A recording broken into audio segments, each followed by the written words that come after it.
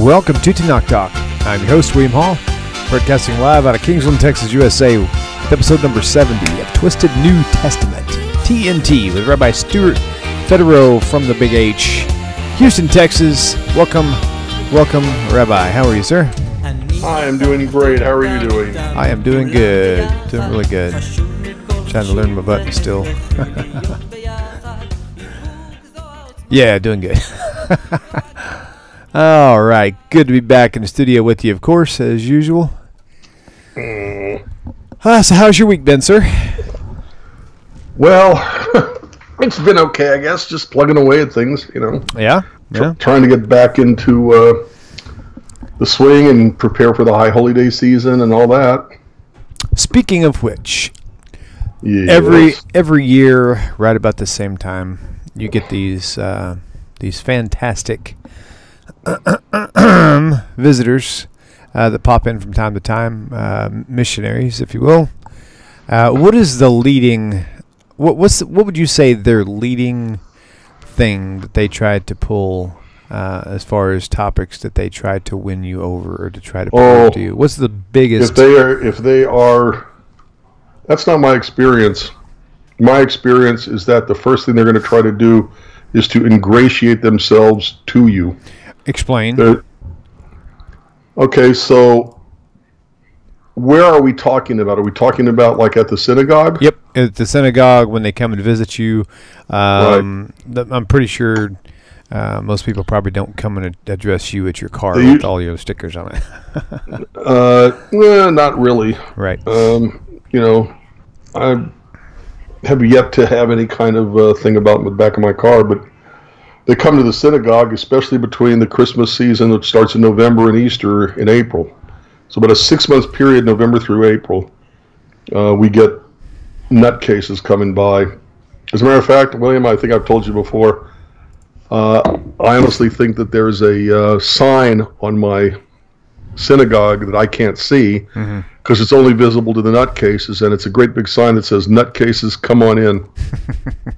It's more of a magnet. Oh, because we've got magnets. Some really nutcases, but every group has their nutcases. Yeah, but very true. The ones who are not nutcases but are really intent on missionizing, like right now, we have a guy who comes to my. I have an adult education thing that meets at a local restaurant. There are people who get weirded out by going to a synagogue. They, you know, all the New Testament stuff about the synagogue of Satan and all this other stuff. They just feel weird about going to a synagogue. So we meet away from the synagogue so that if people want to learn about Judaism, they can come without feeling weirded out because it's at a synagogue. Right, gotcha. They don't know. They don't know how to act. They don't know what to do. You know, they don't know what to expect.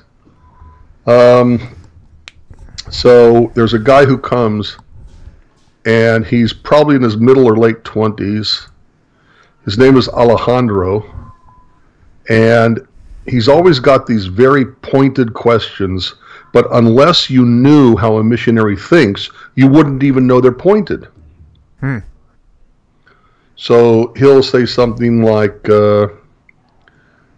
I was reading in Isaiah, okay, and what was the sign to Ahaz, meaning 7:14? Right. So they sound innocuous enough, but they're really meant to try to get you to start thinking the way a Christian thinks. You know, and that they try to ingratiate themselves, okay, to you. There's a style called friend strategy evangelism, right, which also goes by the name of bridge strategy evangelism, which is where you try to create friendships or bridges between people, and there's no rush. We're talking 2 and 3 years investment of time or longer, where they're going to come around, they're going to get to know people, they're going to let people get to know them. But they don't just, "Hi, I'm a Christian and I'm here to missionize you," is not their technique. What they do is they try to find out the perceived needs of the people that they want to missionize. And if an outsider were to take a look at the American Jewish community, unfortunately, what they would see in general is that the Jews will do anything at all to remember the Holocaust, and they will do anything at all to support the state of Israel. So that's why you'll have churches or Christian organizations who will have, nights devoted to remember the Holocaust, so that Holocaust survivors, Holocaust refugees can hear a non-Jew say, it'll never happen here, and if they tried to do it here, we would protect you, and we're so sorry for what they did to you, as if they have the right to apologize for something somebody else did. Mm. But the ears of the Holocaust survivors and refugees love hearing this stuff. Couldn't care less what the theology is of the Christian they're talking to, but they like hearing it. So right. You'll get these Christian churches or Christian organizations or groups to put on Hooray for Israel night. Okay, they'll do things to support the state of Israel. They'll have Israeli speakers come to the church. So the perceived needs of the Jewish people are to remember the Holocaust and support the state of Israel. So they will support the state of Israel and remember the Holocaust to ingratiate themselves and endear themselves to the Jewish people, but in the back of their minds, they're making friends, they're making connections, so that way down the road, they can start in with subtle, right. Movement towards Christian beliefs and conversion. Right. So when they come into the synagogue, unless they're one of these nutcases, the way I see how they work based on my experience is, oh no, they are much more subtle than that. Gotcha. Right. Yeah. Interesting. That's cool. All right. Well, ladies and gentlemen, the phone lines are open, 855-95-BIBLE for you and your memory on the go. It's 855-952-4253. Phone lines are open. I'm going to play a little clip just to see if it's something that's related to our show tonight. Let's see what we got here. I just had a question for Tovia Singer, the rabbi, and I've been watching his YouTube links just recently, and I'm really impressed by all the explanations. I just want to thank him for all that. It's really helped me out a lot. I just had a question about Elohim. They were saying on this other YouTube place that it's plural for God. Elohim. And I was wondering what the rabbi thinks about Elohim, not for being God, but for the meaning of plural gods. That's a good question, and it's for Rabbi Singer. But a lot of people on Tanakh Talk viewers, or they only think I have one rabbi. Some of the viewers think that you're my only rabbi. I have to tell everybody there's more shows than just one. So that's right. I think that's a great topic. I think Elohim they explained the plurality. Something that's always on my mind, and I've only heard you mention it before, which I think I would personally like to hear you explain a little. All right. Well, a little more in detail is the my explanation. Although I'm sure that Rabbi Singer's explanation will be a lot deeper and broader. But my explanation is that, first of all, there are plenty of words in the Hebrew language that sound plural but that are not plural. So, for example, in Hebrew we say mayim. Right. It still has the im on the end. But I don't say, Can I get a drink of waters? Right. Okay. We say water. The word for face, this thing right here, is panim. Right. Okay. But if it's plural, does that, which we'll talk about in a minute, if it's plural, does that necessarily mean three? Because if it does, that means I'm three-faced. I'm not even two-faced. I'm three-faced. Right. Okay. So that's funny. First of all, understand that there are words that sound plural, but they are not. Okay. Second thing to understand is that the word Elohim, the what's it called? The root of the word Elohim is El, which means power. Okay, powerful. Okay. And the word Elohim is used to denote gods, plural. It's used to denote God, even though God is singular. But if the word power is the root of Elohim and God is the main power, the ultimate source of power in the universe, then it's used to refer to God too. When that happens, by the way, the verb is never plural. In the first line, first sentence, first verse of the Bible in Genesis chapter 1, it says that bara Elohim, that God created, but the word bara is in the singular. It doesn't recognize that the word Elohim is plural. Okay. So you're saying whenever a noun is plural the way we perceive it, the verb will also be plural. Yes. Okay. Look, a lot of languages are like that. Yeah, right. Spanish, the Latin language, what are they called? The Romance languages. Okay, the from Latin, Romance languages That's cool. are all like that. That gender and number have to agree. So, well, I don't know Latin well enough or Spanish well enough, French well enough to give you examples. I used to know French a long time ago, but the verb has to agree in gender and in number with the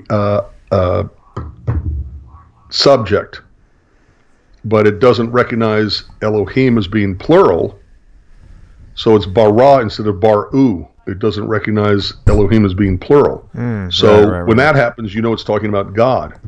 Also, the word Elohim means false gods, pagan gods, idolatrous gods. So, for example, in the Ten Commandments, it says you will not have Elohim acherim, other gods. Okay, so there the word Elohim is fake gods. And acherim is plural there. And acherim is also plural to match the word Elohim. Right, when it is referring to numerous false gods, right. Right. That's a good point. Exactly. Right. Nice.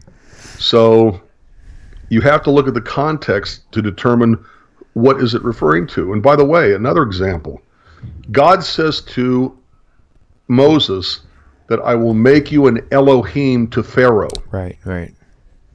Well, I don't think Pharaoh ever thought Moses was God or was God's. Right. I was going to say at least numerous. Or the God or any God. Right. I think that Pharaoh respected Moses' power. Yep. So God is saying that Moses will be made into a great power to Pharaoh.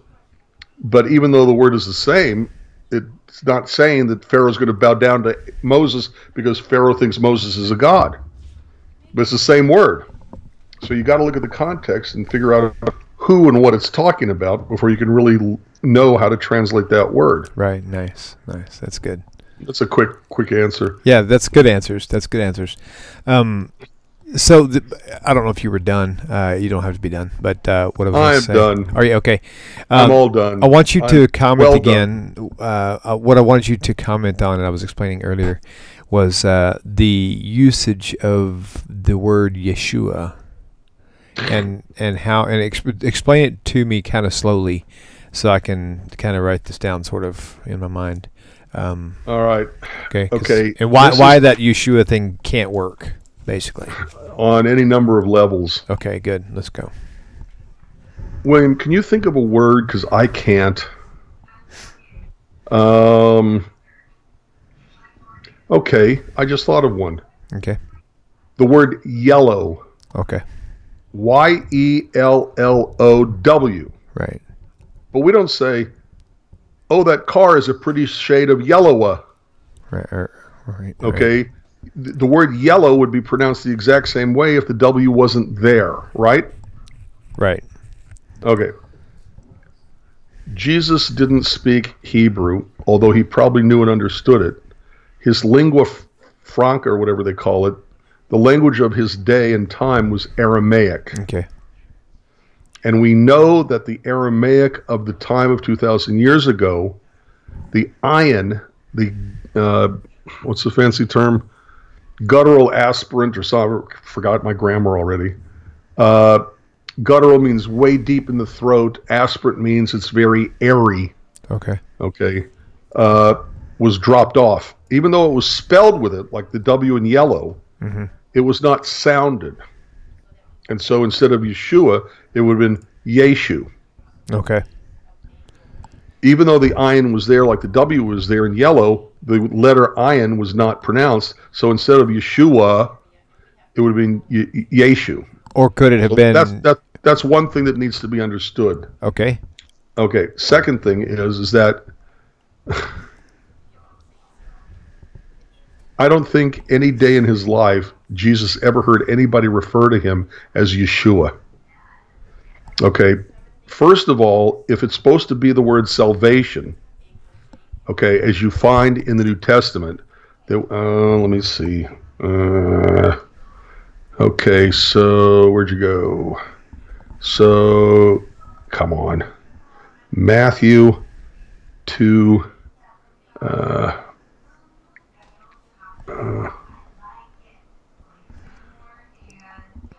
Okay, so let's try 1.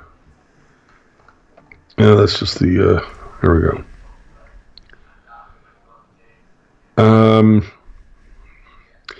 Matthew chapter 1, verse 21. Okay. Matthew 1:21. Okay, she shall call his name Jesus. Sorry, let me put that up. Right, exactly. Okay. But look at what it says before that. Okay. I mean, I'm sorry, after that. Okay. Let's see. For he shall save his people from their sins. Right. Right. Think about names in the Hebrew Scriptures and how they were brought out. Okay. Moses calls his son Gershom because there he was a stranger, and Gershom means stranger there. Right. Right. So in other words, there is not always, but oftentimes there's a explanation for a name that's given immediately after the name is stated. So Matthew chapter 1 verse 21, and she shall bring forth a son, and you shall call his name Jesus, for he shall save his people from their sins. Okay. And Christians will say that Jesus' name was Yeshua because it's salvation. Okay. Grammatically, the word Yeshua, I'm not even sure what it means. Okay, because grammatically it would either be Yeshua, okay, or it would be Yeshua, where there's an ayin and then a hey on the end. Let's see. Or Yehoshua, possibly. Or Yehoshua, okay, is Joshua, probably more likely. Right. If he was called anything at all in Hebrew, that would have been it. By the way, the word Yeshua does in fact exist in the Tanakh. Okay. Okay, it's there, but if you look at the Hebrew, it's one kind of vowel underneath the yud instead of the kind you would have to say Yeshua. Okay, it's Yeshua. Like a Zeri? That's it. Thank you. You're right. Good for you. Okay. Okay. I don't know what people know, so I can't. Right. So 2 dots sideways, right. 2 dots laying down. A is the sound it makes. Oh, I like that. That's a good way to connect it. Yes, well, so that's not what it has in all Christian forms.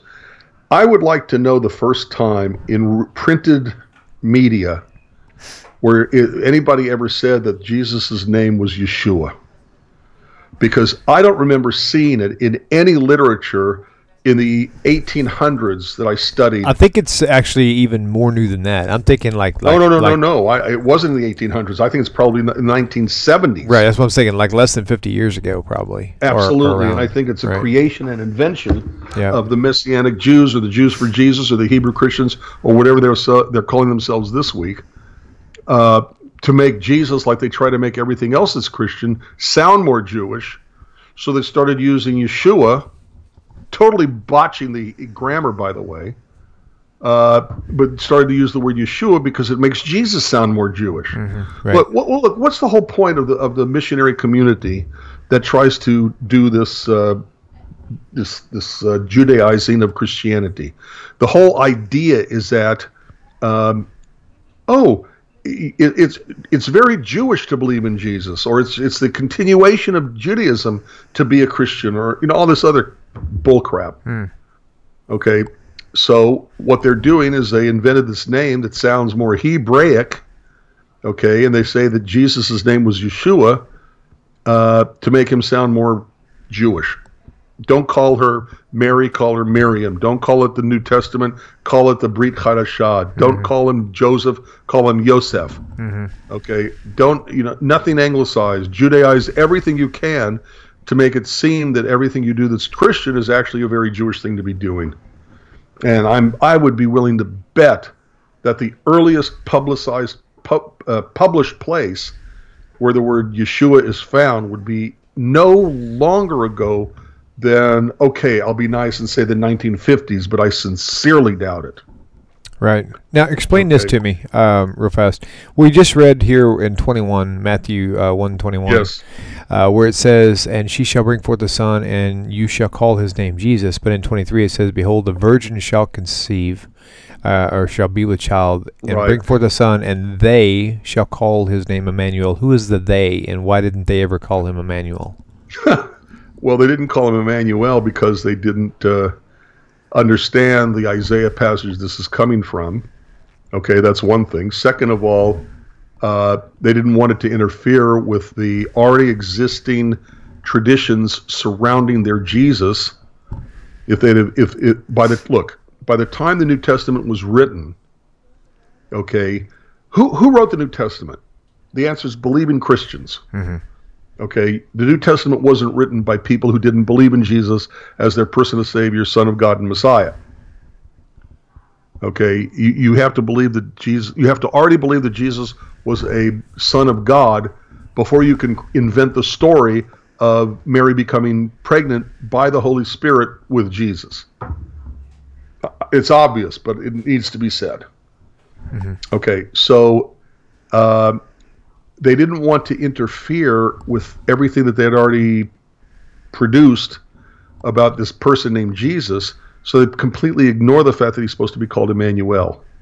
I don't think the word Emanuel, ever even appears in all of the New Testament. Anywhere. I could be wrong, but I don't think it does. You mean...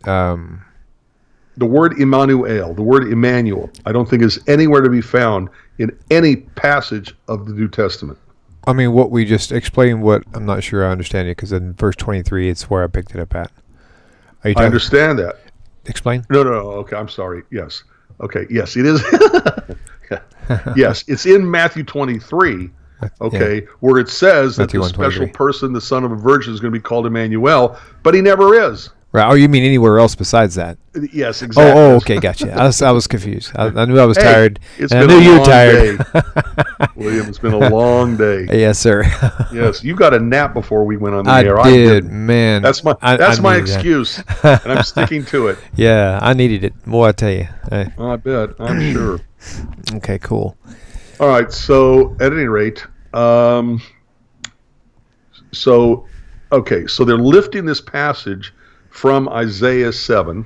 Okay, they're lifting these verses out of context, and they want them to apply to Jesus. So they ignore this small little detail about Emmanuel and center in on being born of a virgin. Right. Okay. That's really funny, because I mean it's ironic and crazy at the same time, because the Emmanuel is very important in Isaiah, and there's nothing about a virgin in Isaiah. So it's like they just completely flip-flopped and took the wrong things. Well, no, they took whatever they could because they had no idea what to take. Yeah, right. Let me rephrase that. That didn't sound right. They took whatever they could because they had no other other descriptions there you go. of their Jesus. The authors of the New Testament did not know Jesus, never met him, never talked to him. Right. Everything they went by, and by the way, they even say this. Okay, there are passages in, certainly in Luke at the very end. I think it's Luke. Let me see real quick. Luke. Let's go to 24. Let's see. Maybe it's John.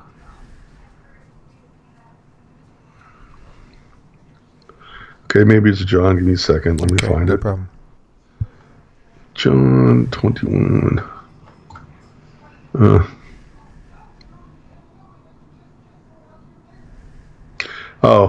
John 21:23.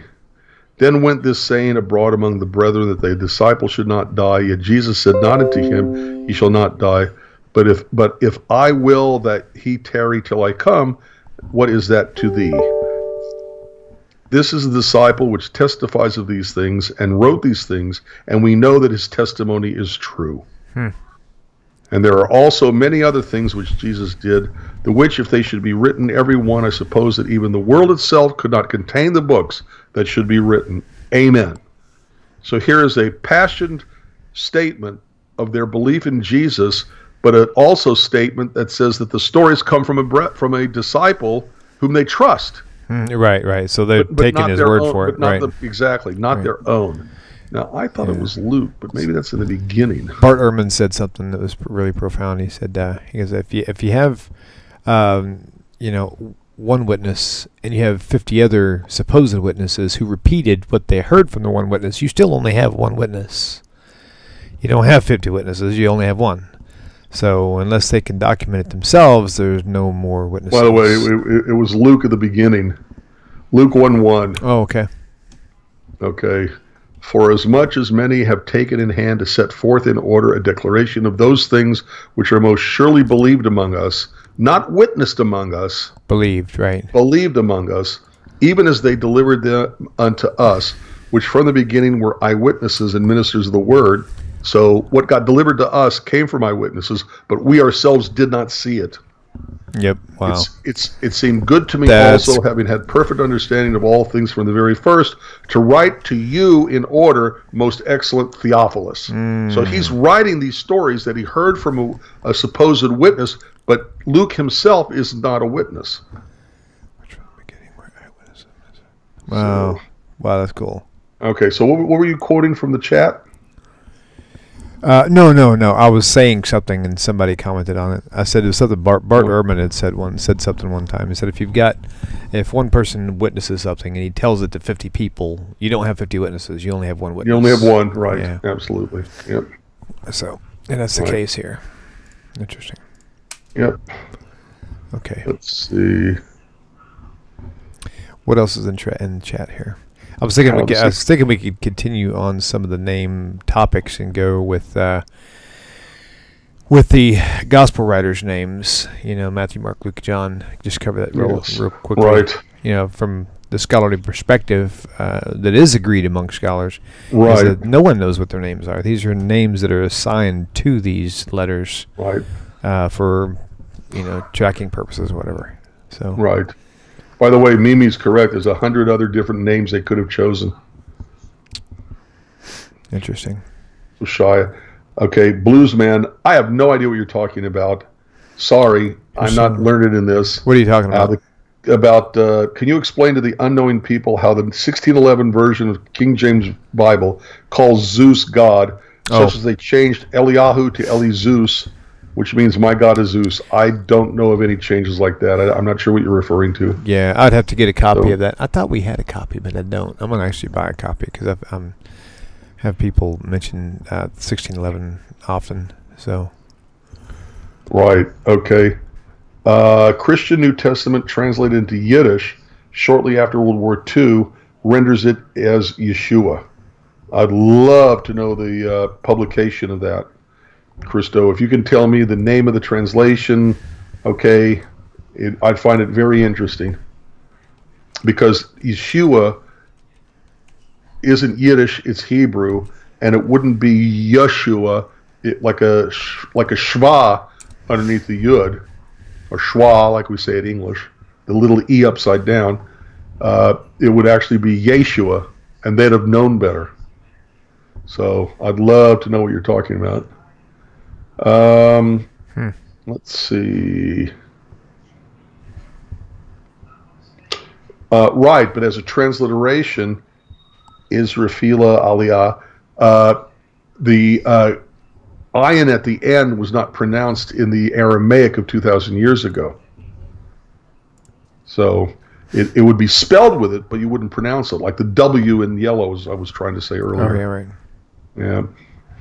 I always find it funny that why is there a book of James in the New Testament? Because King James wanted his name to be in there. Yeah. Let's see. Yeah. There's been a number of translations from the New Testament, from the Koine Greek of the New Testament into Hebrew. So, not sure if they all agree with each other, but, yeah, we actually know quite a bit about first century Judaism, because that is the, the period of time in which Pharisaic Judaism became Rabbinic Judaism. So we know from the writing within the Talmud, for example, of that period, pretty much what it was like. So, let's see. Oops.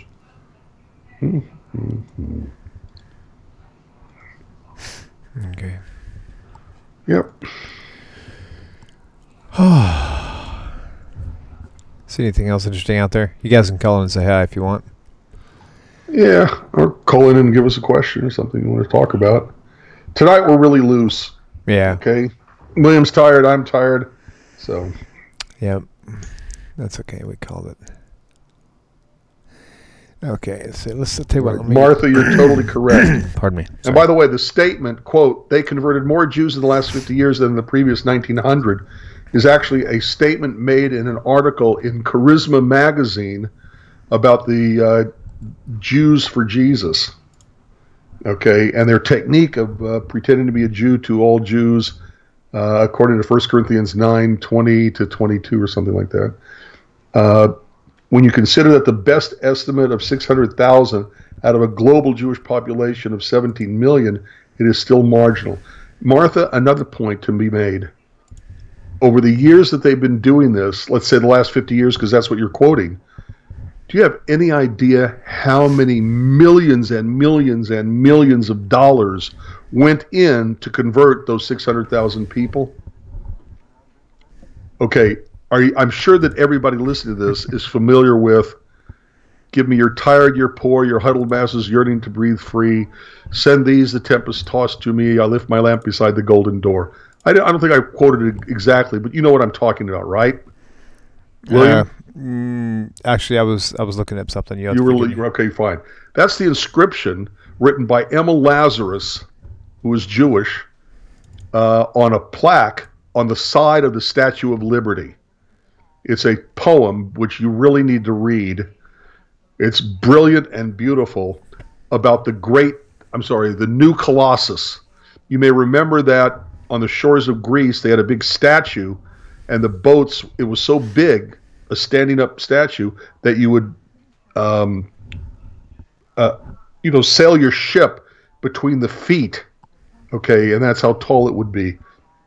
And her poem was contrasting the Statue of Liberty with the Colossus, and she called her poem "The New Colossus." Okay, give me 2 seconds.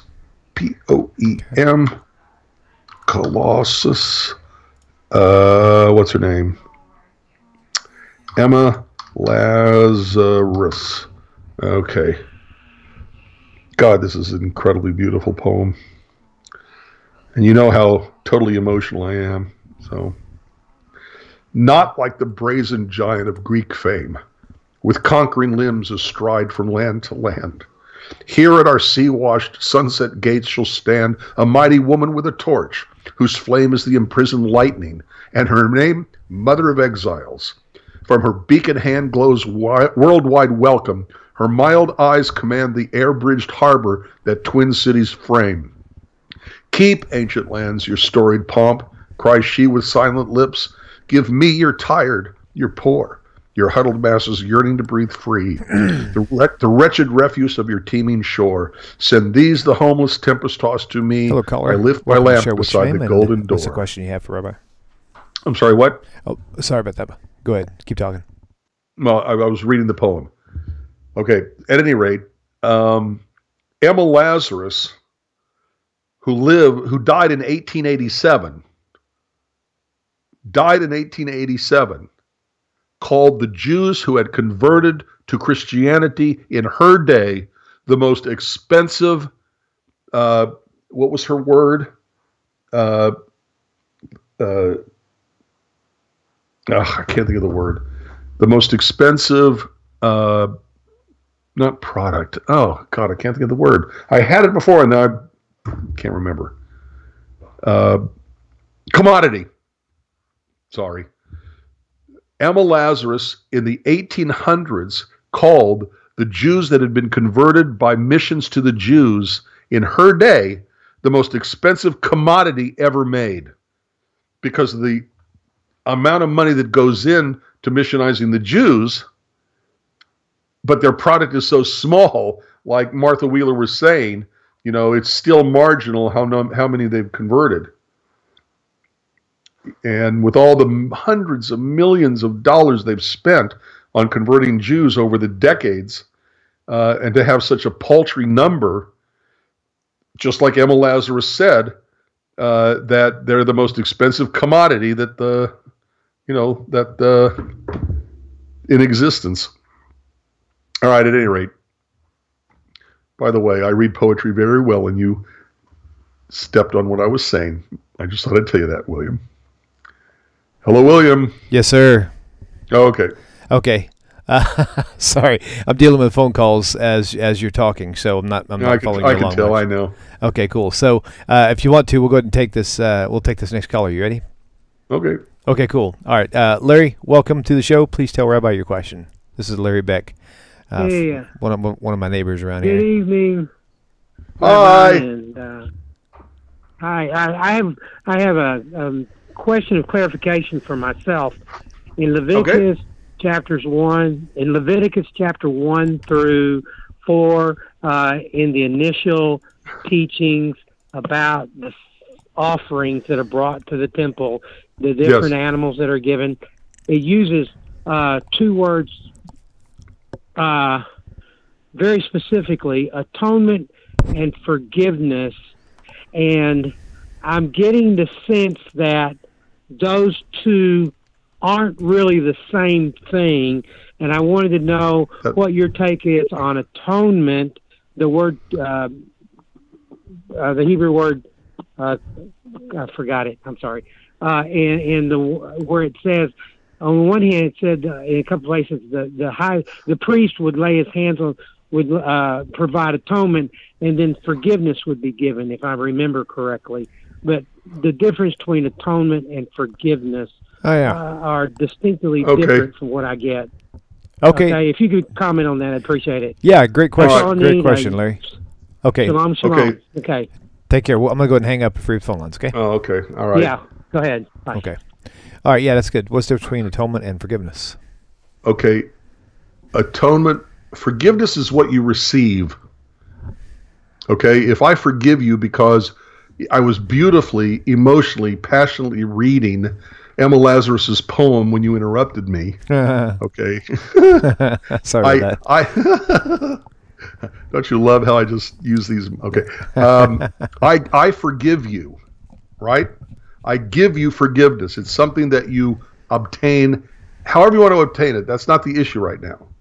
Okay? Atonement is what you have done, okay, to deserve the forgiveness. To atone for a sin means to repent from it. Okay? Process of repentance. Know you've done something wrong, feel sorry you've done something wrong, make amends as best you can, and don't do it again when given the opportunity. Okay? These are the high holidays. It's the month of Elul. This is when we're supposed to be thinking about all these kinds of things. So atonement is you're atoning for the sin. Forgiveness is what you get when you've atoned. Gotcha. Okay? There is a saying, I'm not sure how accurate it is, by the way, and I'm certainly not sure how connected it is to the original Hebrew, but be that as it may, that atonement is at one-ment. Is at one-ment. Mm-hmm. Okay? In other words, becoming one again with God. Getting back on the right side of God. God is no longer holding you guilty. God is no longer upset. So the process of atonement obtains for you forgiveness. The law says, and Larry's pointed out with Leviticus, okay, mainly 5, I believe, which is the soul that sins, okay. It tells you, the law itself tells you what to do to get back on the good side of God, to get back on the right side of the law. The law itself tells you how to get back on the right side of the law itself. Okay, and that process is, like it says with Jonah, for example, not eat or drink anything, which is fasting, cry mightily to God, which is prayer, and stop doing the bad, start doing the good, and God forgives you. It's that simple. That's all you need to do. So doing those things, okay, is giving yourself at one-ment back with God, because the law says if you break the law, here's how you get back on the right side. Forgiveness is what you get from God for having sinned, because you have now atoned for it. Right. Does that make sense? It does. Yeah, that's fine. That makes sense. Okay, that's how I look at it. Now, I'm not sure if that's really what he was aiming for, but I would like to have known what verses he was explicitly talking about, because those first 4 chapters of Leviticus is a lot. Right. I think it's mainly mentioned atonement. Shall we make atonement for you is in the first chapters 1 through 4. And one, it gets you back on the right side with God. It makes you, I hate to say reconnected, but reconnected, so to speak, with God. Right. Yeah. Gotcha. Okay, let's go with a YouTube question. How should one best describe the Torah B'Shal Peh to a Christian, the oral law, when they are being challenged by Christians, as far as that goes? Okay. Here's how I explain it, and I believe it's in my book. Okay. Okay. Take it or leave it, like it or don't. Okay. Everybody usually figures out their own way to explain things, but here's how I explain it. Okay. You want to take the call first? We'll come back to this. No, go ahead and continue. I'll take care of the screen. Okay. All right. Go ahead. And who was asking this question? That was Demizi626 on YouTube. Just look for my comment. Okay. Look for my comment. I got it. Demizi626. There you go. All right, good. All right. Christians consider the Talmud and oral Torah to be tradition of men. I'm not a Jew, but it's necessary to understand the Tanakh. Okay. Of course it's the tradition of men. That would be like saying that I don't know where Demizi626 lives, but whatever state you live in, it would be like saying the laws on the books of the state in which you live are the tradition of men. Ooh, they're the tradition of men. Now we Jews take it to another step, okay, because having been based on the Torah, on the Holy Scriptures, okay, we also believe it comes from God, okay, like an inspiration of human beings, but it still comes from humans. I don't see the problem with that. Anyway, the point is that, let me ask you a question, Demizi626. Where in the Constitution of the United States does it say that you can only go 20 miles an hour in a school zone? The answer is it's not there. Why isn't it there? Why in the Constitution doesn't it talk about how you should, limit your speed in a school zone? The answer is because they hadn't invented cars yet. So why do we need laws above and beyond what we find in the U.S. Constitution? The answer is because new experiences, new inventions, new things come up for which you have to create laws about their use and about their misuse and abuse. Okay? The Talmud really isn't any different than that. Okay, it's different, but for what I'm trying to explain, it tells you the process of why we have a Talmud. Okay, Demizi626, let me tell you something else. believe it or not, Christianity also has its oral traditions. It has its Talmud.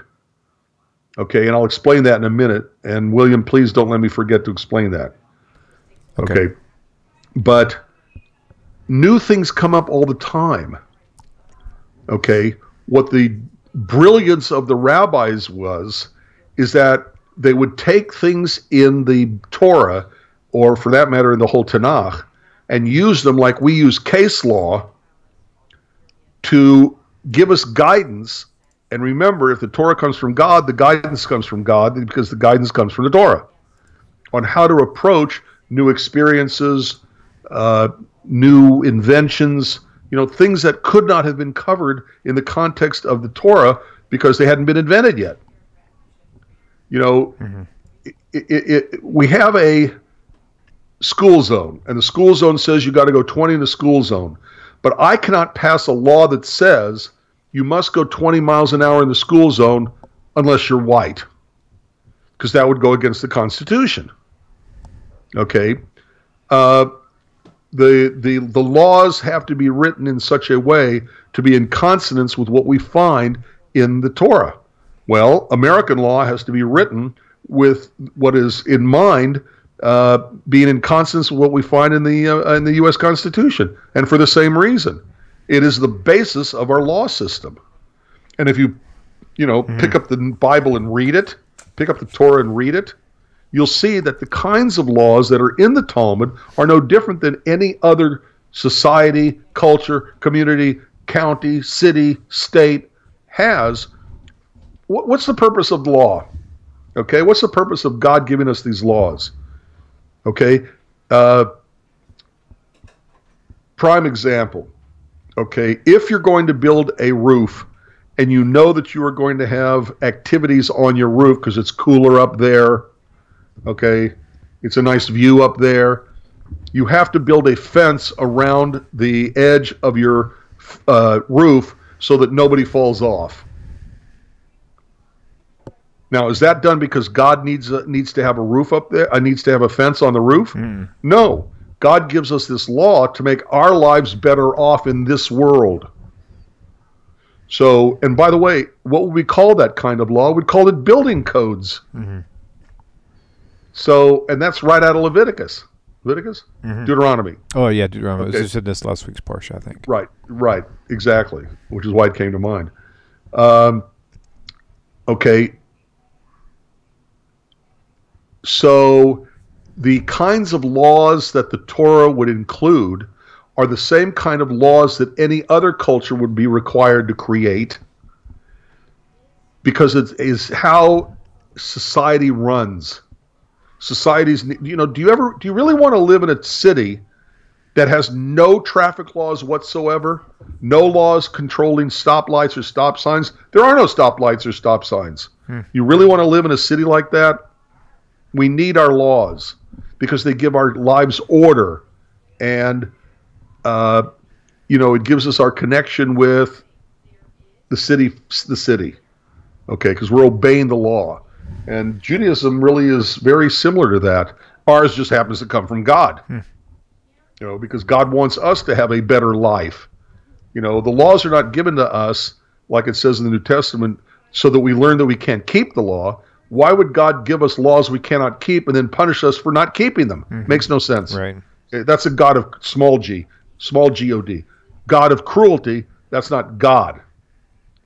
Our God is compassionate and merciful, gives us these laws for our benefit, to make our world a better place, to make our lives easier to be lived in the world because of these laws. But new things come up all the time. Right. Okay, now, if you were to ask the average Christian or the average Christian minister, tell me exactly how you do baptism, what are they going to say? William, you've been to far more baptisms than I've been. What is the actual physical process for doing a baptism? Besides leading you in the water and having you confess, I say in the name of the Father and the Son and the Holy Spirit. Yeah, but what happens with their bodies? They dunk them backwards or forwards underwater. Oh, backwards or forwards, really? Yeah. And they dunk them so they're completely submerged, right? Right. Where does it say that in the New Testament? Right. They have in other words, they have their own oral traditions. Absolutely. Right? It's their oral tradition of how to do a baptism. Mm-hmm. Why? Because the New Testament merely says that when John baptized Jesus, Jesus came up out of the water. Mm-hmm. Well, I can be ankle deep in a bathtub and say that I came up out of the water. That's true. So coming up out of the water doesn't mean anything. The Christian minister on my radio show tells me that the Greek, is to submerge, like like a ladle gets submerged. But the handle, no, the handle of a ladle doesn't get submerged because the handle never gets under the water. Right. And it's just as much part of the ladle, which is the handle and the little cup that holds the water, combined. It's not just the cup that holds the water. So no, the whole ladle does not get submerged. Okay, all it says is Jesus came up out of the water. It doesn't say the water was, he could have been standing in the water and it was poured over his head. Mm-hmm. Okay. So the way in which Christians do a baptism is their individual churches or denominations' oral tradition of how to do a baptism. Right. They're saying, okay, now we got to do a baptism. How are we going to do it? And they may argue. They may say, oh, it's got to be fully submerged. The person say, no, a sprinkle can be okay. And they'll argue it out, and they'll come up with a plan of how we, as a denomination of Christianity, are going to do it. And that's their oral tradition. Mm-hmm. And just for further proof, for I can't remember who asked the question about the oral law to the Christians, but there's evidence of the 626. Oh yeah, so there was plenty of evidence even in the New Testament that they not only practiced but taught oral law even in the New Testament. Just one simple explanation or one simple example would be the Sabbath day's journey is mentioned there, and it's like, but it doesn't tell you what a Sabbath day's journey is. But in the oral law, it explains what a Sabbath day's journey is. So, Right. So there you go. That's just one example. But anyway, let's go ahead and take this next caller. Caller, please tell us your name and where you're calling from, and welcome to the show. By the way. Hi, Will. Hi, Rabbi. It's Stephen Roth. Hi. Tovia to you and your Hi. families. How are you? It's great to be on the show again. I'm going to just ask a question. I actually spoke with Rabbi Federow about this. I just wanted to throw it out there to the general public. As I'm reading the New Testament so that I could, counteract missionary activity in my neighborhood, so I'm reading from Matthew, and I got to 2:2, and I was so confused. I know that there are many passages that say that there is no such thing as a Trinity, that Jesus was limited in his knowledge, John 5:30, 14:28, 1 Corinthians 11:3. Then you get to Matthew 2:2, and you see that Jesus was a little baby, and these three wise men came to worship him. Now, first of all, is this a false passage that was inserted, like the Johannine comma, or is it just an example of New Testament schizophrenia or lack of consensus? Or is it that they're worshiping him like Augustus as a Greek god, meaning as a Roman Greco, kind of situation where he's not really a god in the sense of Zeus, Right. not a god? Or is this just another proof that the New Testament is just, they don't know what they're talking about, they can't even get their act together, and that's why the whole Council of Nicaea had to be created, because there was so much confusion. Any average person reading this would say, hey, scratch their heads. And so I don't know. I'm just going to put That's that cool. out there. I hope it's not too much of a crazy Not question. at all. But I Not think Not at all. Not at all. Thank you so much for calling Thank you. in. I'm going to hang up and let you respond and have a Shana Tova, health and happiness. And Will, I hope you make this studio huge. Thank you, brother. Huge. Okay. Thanks. Thank you, brother. man. See Thanks. you. Bye. Thanks. Love you guys. Love you Bye. too, man. Love you too. And That was- Shana Tova. Stephen Roth. Thank you, brother. Cool. Yes. Okay. So my answer is all the above. Okay. We don't know if this was an insert, although the whole story seems a little weird, for reasons we've already discussed on TNT. I talk too much, so I'm getting dry mouth. Sorry. Okay. That's all right. But I think a number of things are going on here. Okay. If they thought that he was going to be King of the Jews, which is part of this Matthew chapter 2, verse 2 verse, then like all kings, they would bow down to him. Okay, you bow to the king. Okay, we bow to the king of kings, but we bow too. But it could be an insert. It could be like they would honor any kind of royalty. Okay, of course. Here we go again. Sorry. Of course, we know all the problems with genealogy and everything else. He wouldn't have been the king and all that stuff, notwithstanding. Okay. As I learned recently, as early as the year 50, I think his name was Irenaeus, a theologian of the early church, already was talking about Jesus being divine, being God. So it really does go back. And according to most Christian scholars, we know, first of all, that the writings of Paul precede the writings of the Gospels, which somebody, I think, even mentioned that on the on the chat somewhere. Well, it's somebody did. You need something besides water. Yeah, well, no, it's Diet Coke. But at any rate, I talk too much. Okay, so hey, that's why you're here. Yes, thank you. Thank you. Okay, so it could also be the earliest place where they're saying that this Jesus is going to be divine. Mm-hmm. I'm not sure I believe that. I think the divinity of Jesus came well after, in this case, we were saying about 20 years after the crucifixion, which would have been a perfectly enough time for this whole Christianity bit to incubate among the people who thought they had followed the right Messiah, and when he was dying on the cross, realized they were wrong and had to readjust everything. Mm-hmm.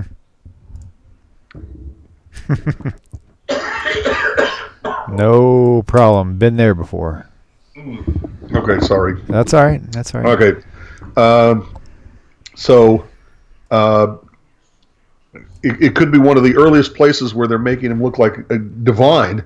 I don't happen to think so. I think this is just if he's supposed to be king of the Jews, you bow to the king, and I think that's what is really going on here. Matter of fact, let's see. Okay, so okay, age. Okay. Let's see. Proskuneo, meaning to kiss, like a dog kissing his master's hand. To fawn or to crouch to, prostrate oneself in homage. Okay, so that's what you do to a royalty. And I kind of think if the verse is talking about him as being king, that's probably what they really mean. Interesting. Not quite sure I answered fully his question. Hey, that's all right. But, yeah. That is okay. Well, your dry mouth and my short nap is going to call us in for a nice rounded 1 hour show for tonight. Okay. All right. So anyway, Rabbi, I appreciate your time, and thank you all for tuning in and for watching. No. Wait. Give me 1 second. Okay, sure. Free spirit at last. The law comes from God. Ultimately, it comes from God. It comes from the Torah. But because we are using God-given law given to us through the Torah as the basis of all the other laws that you'll find in the Talmud, okay, it is also considered by Judaism to be divine. Okay, think about it this way. If you believe the United States was founded because God wanted the United States to exist and be strong enough that by the time a person like Hitler, Yimach Shemo, may his name be destroyed, then you could say that the Constitution, even though it was developed by human beings, was basically still divinely given, but that would mean that all the laws derived from it are also divinely given. And I don't think that's too far a jump, considering all the things that happened to make the United States come into existence. Right. When it did. But from the Jewish perspective, the Torah is God-given. Okay, the prophets, unless it says, and God said, okay, and thus does God say to you, okay? Other than that, it's narrative, okay? The Psalms may be somewhat divinely inspired, but they're written by the human heart. Somehow I just can't believe that God would say, you know, they took our children and threw them on the rocks, and we're going to do it to them too. Okay, that doesn't sound to me like God. That sounds like it's purely from the human heart, broken heart. But it be that as it may. Yeah.